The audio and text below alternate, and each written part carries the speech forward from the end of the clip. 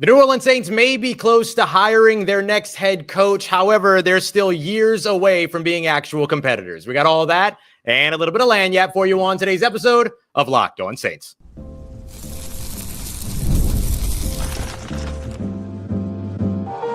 You are Locked On Saints, your daily New Orleans Saints podcast. Part of the Locked On Podcast Network, your team every day. What is good, Who Dat Nation and Who Dat family? I am your host, your friend, Ross Jackson, New Orleans native, your New Orleans Saints expert and credentialed member of the media covering those New Orleans Saints as a Saints beat writer over at LouisianaSports.net and Saints analyst with WWL TV. And on today's episode, is this Mickey Loomis's last chance? We'll dive into the ingredients that the New Orleans Saints need over the course of the next few years in order to become Super Bowl contenders again. We'll start off with we'll get to general manager. We'll take a look at getting the quarterback position right, because that certainly needs some help. And then we'll kick everything off with getting the head coach hire right, whether that's Kellen Moore or otherwise. We'll certainly find out soon. We appreciate you very much as always, whether it's your first time or your next time, for making us your first listener, for being an everydayer here on the show, which is a proud part of the Locked On Podcast Network, your team every day. Today's episode brought to you by our friends over at PrizePicks. You can go and check out Locked On Chiefs and Locked On Eagles for the Super Bowl crossover presented by PrizePicks as well. Go ahead and download the PrizePicks app and use that promo code Locked On NFL. You get $50 instantly when you play your first $5 bet. Go and check them out today over at PrizePicks. Run your game. Today we are coming at you from Sports Drink 1042 Telenado Drive. My good friend Andrew invited me over to be able to get some of this show in live and everything. And so we're live on YouTube and we're live here at Sports Drink as well. If you weren't able to be here for the live show, make sure you come through and still support everything. Best coffee shop you're going to find in all of New Orleans. So make sure you come through and check it out. Comedy shows, everything else going on as well. We appreciate everybody for being here, whether you're here in person or here in the opposite of person, virtual. We're going to be diving into a couple of big things here today. But the first thing I want to start off with is a simple fact. The New Orleans Saints could be hiring their next head coach following the Super Bowl in Kellen Moore, but that's not going to be enough to turn the New Orleans Saints into immediate contenders. They're going to have to get some important elements correct over the course of the next couple of years. So that's going to start with the head coaching hire, yes, whether that's Kellen Moore or somebody else. We do believe that that's going to be Kellen Moore. But the other piece is that they've got to be able to build around the offense that's going to be able to work for Kellen Moore and find the defense that's going to be able to complement that. Now, we're going to get to the quarterback position here in a little bit, but what is it exactly that makes Kellen Moore's offense work? We spoke with him earlier today over at the team hotel. He was made available during media availabilities and things like that. And that was one of the big things that we asked was, what is your offense? Is it a West Coast offense? Is it a little bit more of like an Air Coryell offense, a Shanahan system? Because he's kind of run 4 different offenses over the course of his offensive coordinator tenure, whether that's in Dallas, Los Angeles, or now with the Philadelphia Eagles, where he's about to compete for a Super Bowl. So that one definitely worked out pretty okay. But over the course of those 4 offensive systems, plus all of his time being a prolific college quarterback at Boise State, being somebody that was a backup quarterback in the NFL, having spent time with some other prolific play callers as a player, and even getting to know some guys like Doug Nussmeier and others that have been around some very good offenses as well, he doesn't really have a way that he defines his offense as a specific title. It's kind of the Kellen Moore offense. But really, beyond it being dictated by Kellen Moore himself, his offense is very much sort of built around what it is that the players are best at. And one of the things that I found really interesting, you remember during all of Dennis Allen's press conferences for the eternity of time, when he talked about his defense, he always talked about his defense doing the thing that his defense was built to do, not really worrying about what the opposing offense was doing, which gave him a lot of trouble with crossing routes over the middle of the field, gave him a lot of trouble with speedy slot receivers, as well as kind of those compact, shifty guys, and certainly gave him a lot of trouble when it came to the ever frustrating, elusive, mobile quarterback. He didn't really adjust for the things that were able to, or that the opposing offense was able to do. He kind of just coached what it was that his defense did.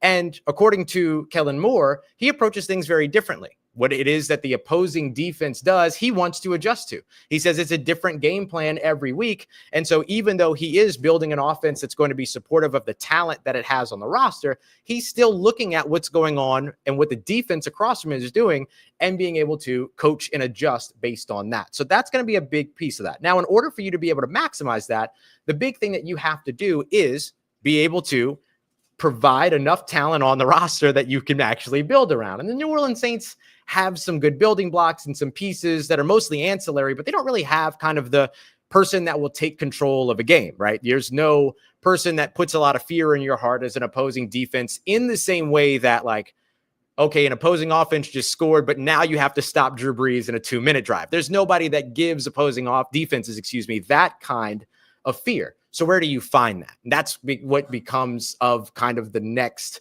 free agency period, the draft after you hire the head coach, who right now we're still assuming is Kellen Moore. Basically, the idea is that barring any kind of setback, that's going to be the case. And then, as Reed says, keep the talent healthy on top of all that. I don't know the magical formula to keeping football players healthy in New Orleans, or really professional athletes healthy in New Orleans. Somebody else way smarter than me has got to figure that part out. But that, of course, is a very big piece of it. Whatever it is that you build has to be able to stay out on the field so that you're able to construct an offense that's complementary to all of those pieces. So if you look at the types of quarterbacks that Kellen Moore has been able to produce with, Dak Prescott, who was mobile earlier on in his career, but then had that kind of catastrophic lower leg injury that kind of changed the way that he had to approach the game, changed the way that he played the game, turned into a little bit more of a pocket passer. He was able to work with that.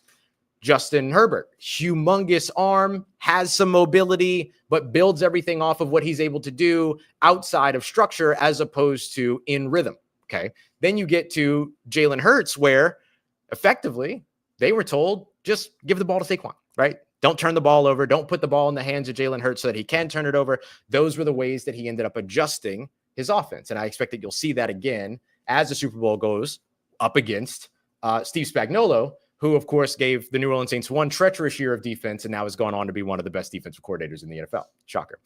It's almost like the Trey Hendrickson and Zach Bond before it was Trey Hendrickson and Zach Bond. So the next thing that you're looking at here is, along with kind of redefining what it is that you're trying to do on the offensive side, how do you go out and get that talent? The New Orleans Saints were not big spenders. If you look at the Philadelphia Eagles and the Kansas City Chiefs, they've gone out and identified talent that they wanted to pursue. They went and got that talent, brought it in, and then have been able to build around that. You can see some building through the draft, but additional spending in free agency, trades for guys like Zach Bond on the defensive side, signings of offensive linemen to make sure that they were able to, on the Philadelphia Eagles side, build the best offensive line in football, going out and spending money on the big running back in Saquon Barkley, right? So it's a little bit of hitting in free agency, hitting in the draft, drafting and developing guys like Jalen Hurts, guys like Patrick Mahomes, guys like Xavier Woods, guys in the offensive line, guys in the defensive line as well, continue to reinvest in that talent. So you have a couple of different pools of players where you're able to effectively bring in the guys that you feel like are either going to work really well with Kellen Moore, that Kellen Moore can work with. Again, this is us assuming that Kellen Moore will be the New Orleans Saints head coach. So if they're able to get all of that done, then they're in a situation where they can begin to build. But bottom line here is that hiring Kellen Moore is not the thing that's going to make the New Orleans Saints competitive right away. Hiring Kellen Moore and spending the next 3 years or 2 years or however long focused on incremental growth and incremental improvement is the thing that's going to make this a little bit more successful. I wouldn't expect a big time turnaround in 2025, but the goal is still always a championship, because that's the only way for you to be able to say this was successful or this was not successful. If you don't eventually win a championship with Kellen Moore, then it wasn't the right head coach hire. Move on to the next. If you do end up winning a Super Bowl with Kellen Moore, that's the only way for you to be able to really turn around and say, as a Super Bowl winning franchise in its past, that this was a successful hire. But that's not all going to be on Kellen Moore's shoulders. That's going to be on the organization, putting enough talent around Kellen Moore to be able to continue to build and kind of revitalize offense in particular in the city of New Orleans. Coming up next, let's take a look at not just what it is that Kellen Moore is able to do, but his old position, quarterback. What are the New Orleans Saints going to do at quarterback? And is Derek Carr the guy for 2025? We'll answer some of those questions and more as we continue on with today's episode of Locked On Saints, part of Locked On Podcast Network, your team every day. Today's episode of Locked On Saints brought to you by our friends over at FanDuel, America's #1 sportsbook and the official sportsbook of Super Bowl 59, which is finally right around the corner. The season's almost over. It's almost time for the offseason, all those other things, but there's still a ton that you can get in on. My favorite thing about the Super Bowl is that it's kind of like betting Christmas. You can dive into so much. Lane Johnson to score a touchdown right now is plus 10,000. I might throw $1 down on that. Will the opening kickoff be a touchback or a fair catch? You can call the opening coin toss. You can even bet on the color of the Gatorade on the Gatorade spill at the end of the game as well. So there's so much for you to get in on over at FanDuel today. Go and check them out. You can download the FanDuel app or head over to FanDuel.com to get started. Put just $5 down, and if you win on your first $5 bet, you'll score $200 in bonus bets. That's FanDuel.com. Bet with FanDuel, the official partner of Super Bowl 59. All right, everybody, continuing on with today's episode of Locked On Saints, streaming live here from Sports Drink at 1042 Toledano Drive. Make sure you come through and support. Get yourself a nice cup of coffee. They do it great here. We're going to be taking a look now as we move ahead at not just Kellen Moore, but the guy that's effectively going to orchestrate Kellen Moore's offense, right? This doesn't all come down to what Kellen Moore can do on offense. It doesn't come down all to what's going to happen over on the defensive side. You have to have the right guy in place to really be able to maximize the talent around this offense, right? We talked about getting the talent in place over the course of the next couple of years in order to make sure that Kellen Moore has the offense and has the pieces in his offense to be able to build off of the offense, to be able to do what it is that he wants to do, to be able to maximize that talent. But ultimately, it's going to come down to the quarterback to be able to do that. We all remember how well it was that Drew Brees was able to build everything off of the elevation of talent around him. A fantastic Thanksgiving game where he scored 3 touchdowns to 4 different undrafted free agents. I believe that was the most undrafted free agents in a game to ever catch a touchdown. And a big part of why that was able to happen wasn't just because Sean Payton was a master play caller, but also had a lot to do with the fact that Drew Brees and Sean Payton were able to maximize the talents that they had. So where do you go to find that player, that person? Now, the Saints were able to find Drew Brees in free agency. When it comes to the free agency class upcoming here in 2025, there's not a lot of promising talent. There's Sam Darnold, who Kevin O'Connell was able to do great things with, but outside of that, every other stop for Sam Darnold has been an abject failure. So investing in a guy that has failed over and over again is probably not the right way to go. Going for a guy like Justin Fields, I get it. I understand why it's enticing, but I don't see Justin Fields leaving Pittsburgh, especially if Russell Wilson's about to go reunite with Pete Carroll. I almost said Pete Carmichael. I don't want to give anybody shell shock here, but Pete Carroll over with the Las Vegas Raiders. And so if that ends up happening, where do you go? It becomes really challenging because this draft class isn't great when it comes to quarterback. There's 2 top quarterbacks. Behind that, you're probably looking at guys that are second, third day kind of graded players that maybe you reach for a little bit early because everybody kind of panics around the quarterback position and all those things. But there's no need to do that in this class. You have a guy like Spencer Rattler, who I'm sure, and what we already know is that the New Orleans Saints front office and organization, executives, everybody, they love Spencer Rattler. And they're very excited to see what he's able to do. When I spoke with Spencer Rattler during the season, one of the things that he talked about was his offseason work. Wanted to get faster, wanted to work on his speed, wanted to work on his build, wanted to work on being an entirely different quarterback by the time that he returned in 2025 than he was in 2024. And so if he's able to do that, then maybe that gives you something if you're Kellen Moore or whoever the incoming head coach is.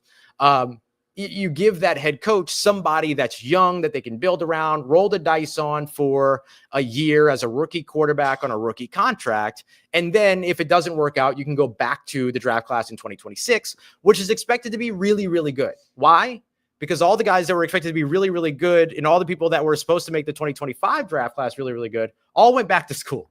And so now they're going to be coming out in 2026 because they don't have a choice otherwise. So that's going to be a lot of that kind of thinking when it comes to trying to prepare for what would be the right choice at quarterback, particularly in this year's draft. Now, we should also acknowledge, and I understand people don't like him, I get it, but we should also acknowledge the truth around Derek Carr. I'm getting nonverbal boos and things like that. That's okay. They can be verbal too. It's fine. You're not on camera. And so, the thing about Derek Carr and what you would really be looking at there is not somebody that you're trying to adjust or turn into a long-term answer at quarterback. It's, can you restructure the deal or rework the deal in 2025 so that you're able to get out from under the salary cap hits in 2026. Rolling with Derek Carr in 2025 is all about reinvesting in the quarterback position in 2026. That's effectively what that would tell you. If the Saints instead say, hey, I don't want to roll with Derek Carr, or the head coach says, I don't want to roll with Derek Carr, I want to go to Spencer Rattler, then all of a sudden what that shows you is that there's some type of future investment or potential future investment that can be made following the performance of the 2025 season. But otherwise, what you're doing is saying 2025 is a wash. It's a handover year to Kellen Moore. And I'm sure, like when we talk about setbacks and stuff like that could potentially keep Kellen Moore from getting the job, I imagine the two biggest setbacks are money, big one, as well as the patience that's necessary, right? Dave Canales takes a job with the Carolina Panthers as their head coach. They give him a 6-year deal to work on the offense, to try to get Bryce Young to be the Bryce Young that they want Bryce Young to be. And then you get all of the patience in the world because of that. So could we see Kellen Moore get a 6-year contract if he's hired as the head coach that basically says, hey, buddy, first year, we get it. It's not your quarterback. It's our quarterback. Get through it. We'll take a look at what we can do for you at that position in 2026, a la what they did for Dennis Allen. Even though Dennis Allen was a defensive guy, they said, here's Jameis Winston and then eventually Andy Dalton for this year. And then in 2026, your second year, we'll go and get you your guy. They could follow the exact same model with a Kellen Moore. And with the Kellen Moore, it gives you the opportunity to invest in a quarterback for an offensive head coach, as opposed to the quarterback that they think that a defensive head coach thinks will work for the offense. So I think that becomes kind of the next negotiation in all of it, in finding the right quarterback. The key to finding the right quarterback is also understanding when you have the wrong quarterback. That's got to be such a big part of this conversation. It's okay to say that you're wrong as an NFL organization. It's okay to say we invested in this piece. We thought that this was going to work. It did not work. It made sense at the time. It doesn't make sense for us to continue this going forward, and then move it ahead. If the New Orleans Saints were to do that this offseason, here's what that would look like. If they said, hey, you know what? We thought Derek Carr was going to be the guy that we needed in 2022, 2023, 2024. But it doesn't look like that's what's going to work for our new head coach in 2025. You designate him as a post-June 1 cut. You're not going to save that money until June 2nd, but you can restructure some of the young contracts that you know aren't going anywhere. Guys like Cesar Ruiz, Eric McCoy, and others that allow you to be able to get under the salary cap and even have a little bit of money to play with.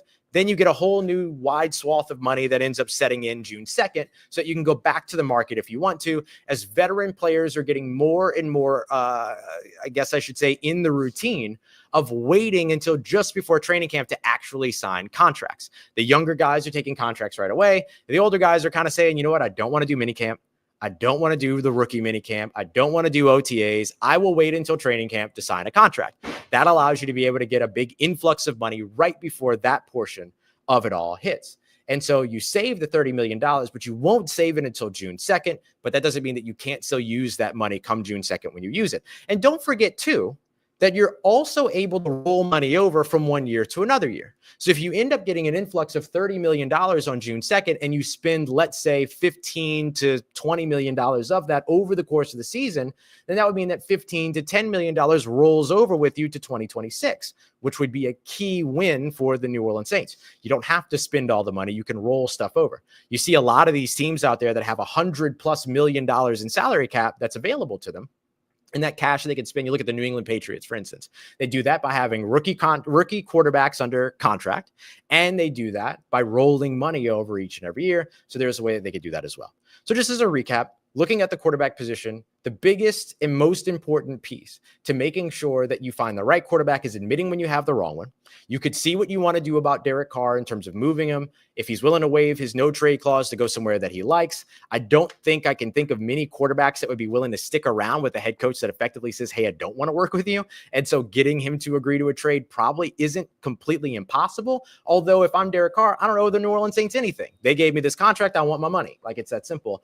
And then the other idea would be move on from him as a post-June 1 cut, or keep him in 2025 and then get ready to reinvest at the position in 2026.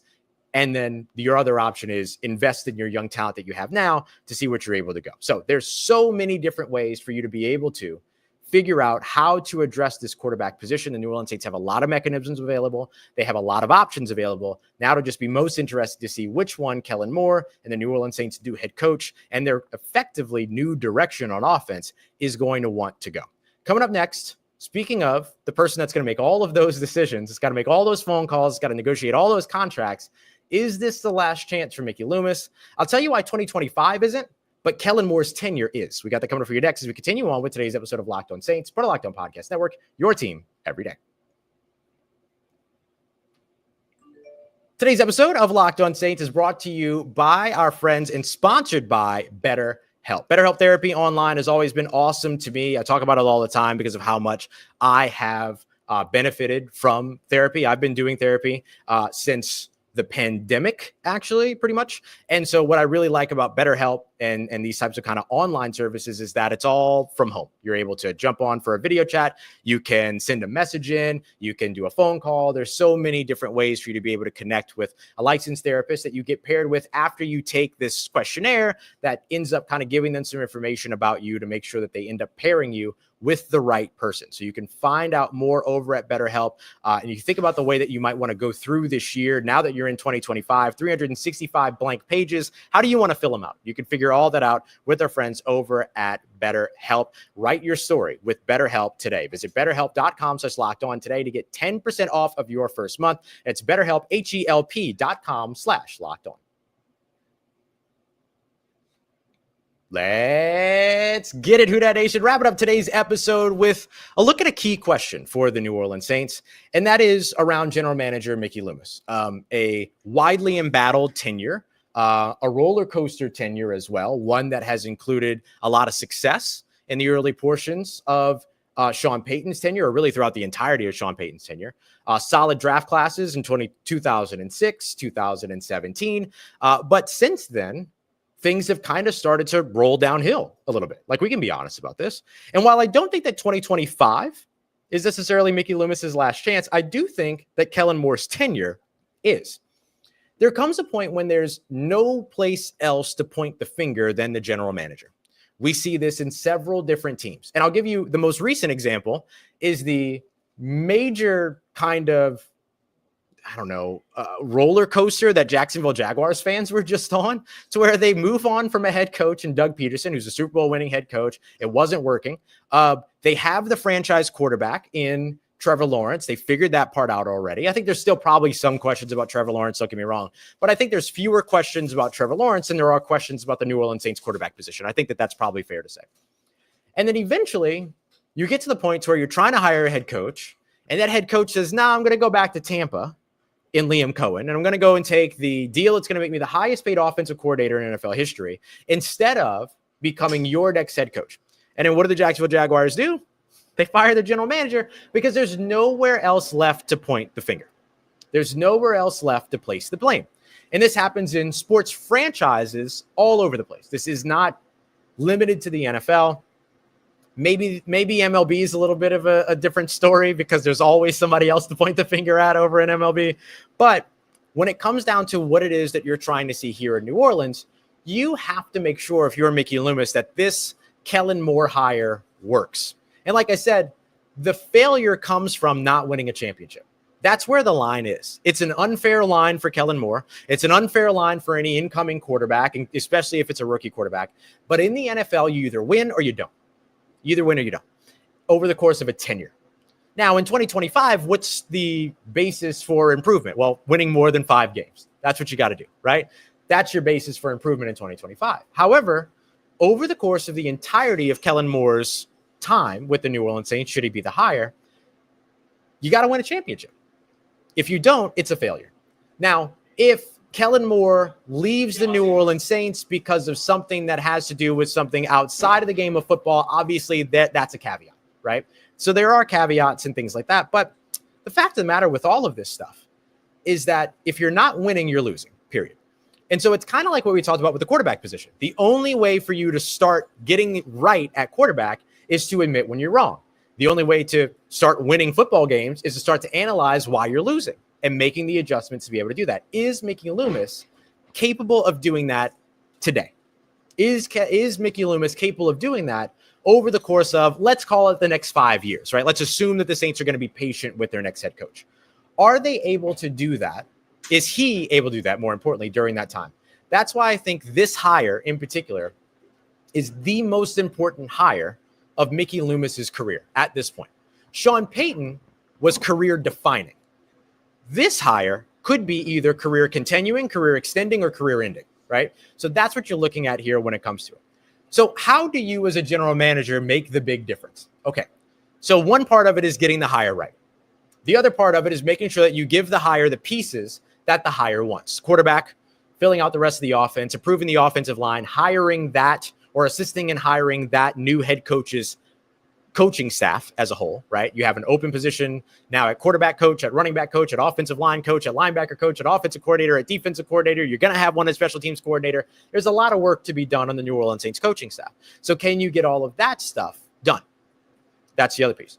The other thing is player acquisition, drafting, and trades. So let's look back again at the Philadelphia Eagles and the Kansas City Chiefs. We think about some of the things that the Philadelphia Eagles have done over the course of the last little bit, trading for C.J. Gardner-Johnson. That was an on-again, off-again type of a situation, but he's been somebody that has been able to contribute to what it is that they want to do on defense, and he's been somebody that's been able to contribute to their identity on defense, which I think is a really important part. You look at the Kansas City Chiefs, the trade for DeAndre Hopkins, right? You look at the build of the Kansas City Chiefs offense, which was all about speed. Hollywood Brown, Rashee Rice, you look at Xavier Worthy. They needed a big body. The New Orleans Saints last year needed a big body at wide receiver. They never got that big body, whether it was in free agency, whether it was during the season, whether it was in the draft. They never got that big body.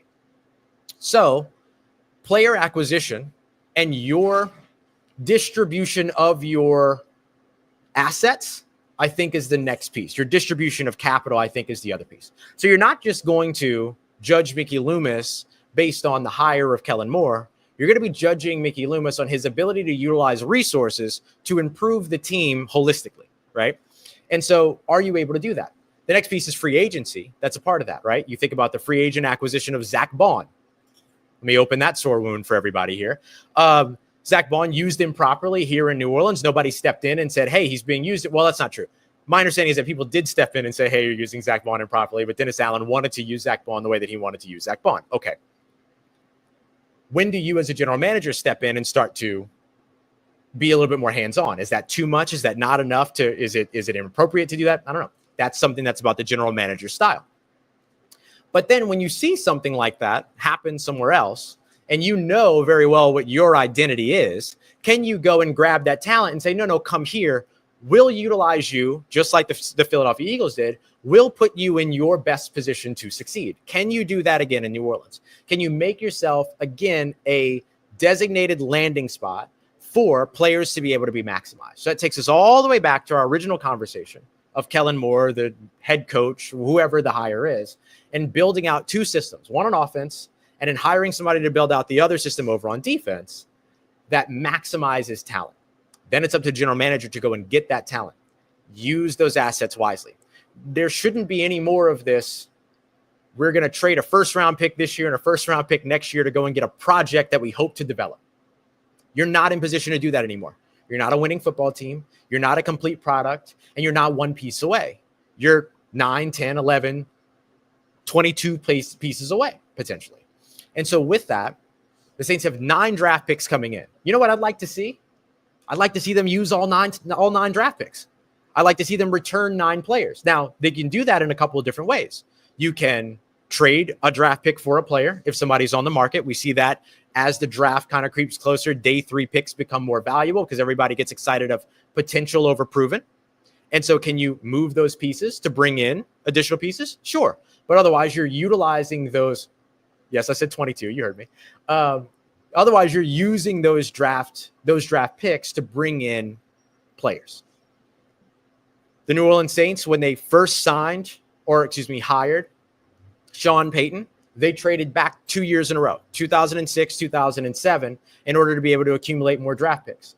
Do you take the same approach with Kellen Moore? Trade back, gather some draft picks, maybe not in the first round, but trading back in the second round, trading back from one of your picks in the third round, one of your picks in the fourth round, something like that.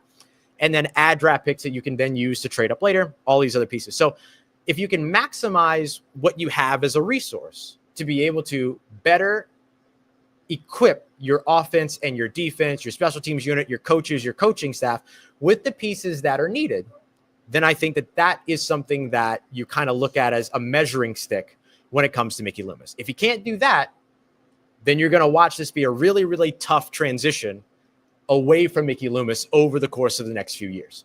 Because if the Kellen Moore hire doesn't work in long term, then I think that means that Mickey Loomis's tenure doesn't work either. So we'll see where things go from there. So that's the way that I look at it. You got to get the head coach right.